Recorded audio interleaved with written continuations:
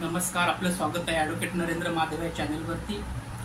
समता संस्कार शिबिर या अनुषंगाने आम्ही संपूर्ण देशभर समता, न्याय, बंधुता, राष्ट्रीय एकात्मता ही विचारसरणी देण्याचं काम आम्ही करत असतो। आपलं पण एक कर्तव्य आहे की या चॅनलच्या माध्यमातून तुम्ही आम्हाला सहकार्य करावं आणि भारताच्या हितासाठी समता, न्याय, बंधुता, राष्ट्रीय एकात्मता ही जी मूलभूत अंग आहे भारतीय राज्यघटनेतील, त्याचा प्रचार आणि प्रसार संपूर्ण भारतभर व्हावा। माणसाच्या मनामनातील प्रेम, भाव, मानवता हा व्यापक दृष्टिकोन त्यांच्या मनामध्ये सदैव निर्मित व्हावा, सदैव जागृत असावा हा विचार घेऊन समता संस्कार शिबिराच्या अनुषंगाने आम्ही समतेचे विचार लोकांपर्यंत पोहोचवण्याचं काम करत असतो। त्याच अनुषंगाने आज महात्मा बसवेश्वर, संत महात्मा बसवेश्वरांचे समतेचे विचार या अनुषंगाने आपण बोलणार आहोत। व्हिडिओ जर आपल्याला आवडत असेल तर नक्की लाईक कराल, सबस्क्राईब कराल अशी आशा आपल्याकडनं बाळगायला हरकत नाही। तर नक्कीच तुम्ही लाईक कराल, सबस्क्राईब कराल अशी अपेक्षा बाळगूयात आणि पुढे चालूयात। संत महात्मा बसवेश्वरांचा जन्म हे 11व्या शतकामध्ये झाला।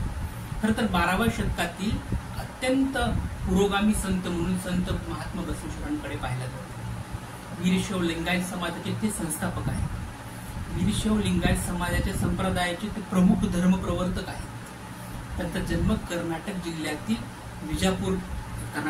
विजापुरातील इंगळेश्वर बागेवाडी या गावात झाला। इंगळेश्वर बागेवाडी या गावात 1131 या रोजी झाला। त्या दिवशी अक्षय तृतीयेचा मुहूर्त होता आणि त्या मुहूर्तावरती महात्मा बसवेश्वरांचा जन्म त्या ठिकाणी झालेला आहे। त्यांच्या वडिलांचं नाव मादिराज आणि आईचं नाव मादलांबिका होतं। वडिलांचं नाव मादिराज आणि आईचं नाव मादलांबिका होतं। वयाच्या 8व्या वर्षी महात्मा बसवेश्वरांना ज्ञानप्राप्तीसाठी ते कृष्णा आणि मलप्रभा या नद्यांच्या संगमाजवळ असणाऱ्या कुंडल संगम येथे गेले आणि त्या ठिकाणी त्यांनी ज्ञानप्राप्ती केली, अध्यापन केलं। त्या ठिकाणी त्यांनी प्राचीन त्या ठिकाणी जे केंद्र होतं वीरशैव प्राचीन अध्यापन केंद्र ठिकाणी त्यांनी सतत असा वेगवेगळ्या भाषेचा, धर्माचा, तत्वज्ञानाचा त्यांनी सतत अभ्यास केला। त्या अनुषंगाने समतेचे तत्व, समतेचे मर्म, माणुसकीचे विचार जनमानसामध्ये पोहोचवण्याचं कार्य त्यांच्या साहित्याच्या माध्यमातून महात्मा बसवेश्वरांनी आपल्या समोर केलेलं आहे। बसवांनाचे समतेचे विचार जर आपल्याला ऐकायचे असेल तर बसवांना संपूर्णपणे तथागत गौतम बुद्धांच्या नंतर भारतभूमीवरती समताधिष्ठित समाजाच्या अनुषंगाने जर कोणी व्यापक विचार आपल्या समोर मांडले असतील तर ते महात्मा बसवेश्वरांनी मांडलेले आहेत, हे आपल्याला नाकारता येणार नाही। समतेचे विचार स्पष्ट करत असताना बसवांना असं म्हणतात की जातीचे श्रेष्ठत्व हाची वेडाचार, म्हणजे जातीमध्ये श्रेष्ठ आणि कनिष्ठ हा विचार करणंच मूर्खपणाचं लक्षण आहे असं बसवांना सांगतात। भस्म, गंध, टिळा लावून काय उपयोग आहे, मणी गळ्यात बांधून काय उपयोग आहे। जर तुमचं मन जर शुद्ध नसेल, तुमचं मनातलं अंतकरण जर शुद्ध नसेल तर तुम्ही बाह्य कर्मकांड करून दांभिकता दाखवून तुमचं मन शुद्ध होत नाही, हे बसवांना विचार मांडत असतात। त्याचबरोबर 11व्या-12व्या शतकामध्ये अंधश्रद्धेवर खतं सर्वात मोठं काम त्या ठिकाणी बसवांनांनी केलेलं आपल्याला पाहायला मिळतं। देवाला दूध, तूप, लोणी अर्पण करत असतात त्या संदर्भामध्ये बसवांना एका वचनात असं सांगतात, दूध ते उद्दिष्ट तथा वासरांचे, पाणी ते मत्स्याचे उच्छिष्टाचे, पुष्प ते उच्छिष्ट तथा भ्रमराचे, साधन पूजेचे काय सांगा। त्या वचनाचं जर आपल्याला निरूपण करत असताना असं लक्षात घ्यायला हवं की दूध जे आहे ते उष्ट आहे वासराचं, पाणी हे मत्स्याचं म्हणजे माशाचं उष्ट आहे आणि पुष्प हे उष्ट आहे भ्रमराचे, साधन पूजेचे काय सांगा। आणि हे सगळं इतर प्राण्यांचं उष्ट असताना तुम्ही ते कशा पद्धतीने अभिषेकासाठी वापरू शकता, कशा पद्धतीने तुम्ही ते देवासाठी वापरू शकता, असा एक सवाल बसवांनांनी त्या काळातील समाज व्यवस्थेला विचारलेला आपल्याला पाहायला मिळतो। म्हणजेच अंधश्रद्धेवर विरोध करण्याचं काम त्यावेळेस बसवांनांनी केलेलं आपल्याला पाहायला मिळतं की अंधश्रद्धा पूर्णपणे नष्ट व्हावी आणि माणसाच्या मनामध्ये प्रेमाची, समतेची जाणीव जागृती निर्माण व्हावी असं काम त्यावेळेस बसवांनांनी केलेलं आपल्याला पाहायला मिळतं। एका वचनामध्ये बसवांना असं म्हणतात, दगडाचा देव देव नव्हे, दगडाचा देव देव नव्हे, मातीचा देव देव नव्हे, सेतुबंध रामेश्वर आणि इतर क्षेत्राचा देव देव नव्हे, देव तुमच्या अंतर्यामी हे कुंडल संगम देवा।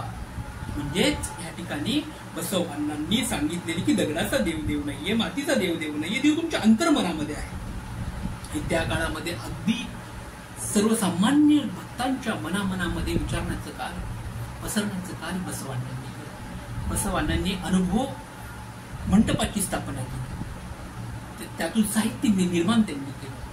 पूजनीयता, कर्मकांड, पशुबली ह्यासारखे तोथांड गोष्टी त्यांनी पूर्णपणे नाकारल्या आणि लिंगायत धर्माची त्या त्यांनी स्थापन केली.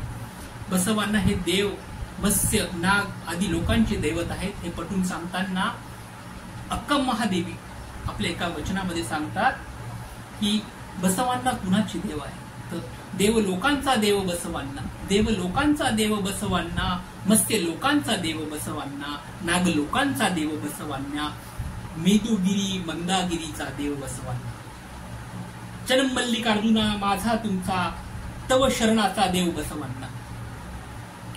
सामाजिक समते दृष्टिकोन करत असताना महात्मा बसवेश्वरांची सामाजिक समतेच्या अनुषंगाने फार मोठं असं काम आपल्याला पाहायला मिळतं. त्या काळामध्ये 12व्या शतकामध्ये बसवांनांनी आंतरजातीय विवाहाला समर्थन केलेलं आपल्याला पाहायला मिळतं.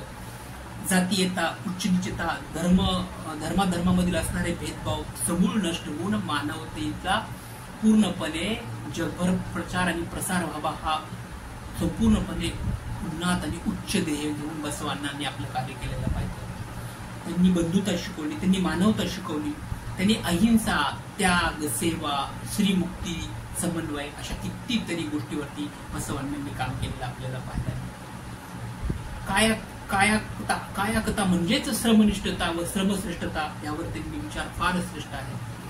त्यांचं मूल्यनिष्ठताबद्दल त्यांचा दृष्टिकोन असा आहे की श्रम म्हणजे काम करत असताना कोणतंच काम छोटं आणि मोठं असा भेदभाव करणं योग्य नाही, हे महात्मा बसवेश्वरांनी त्या काळामध्ये समाज व्यवस्थेमध्ये पटवून देण्याचं कार्य केलेलं आहे.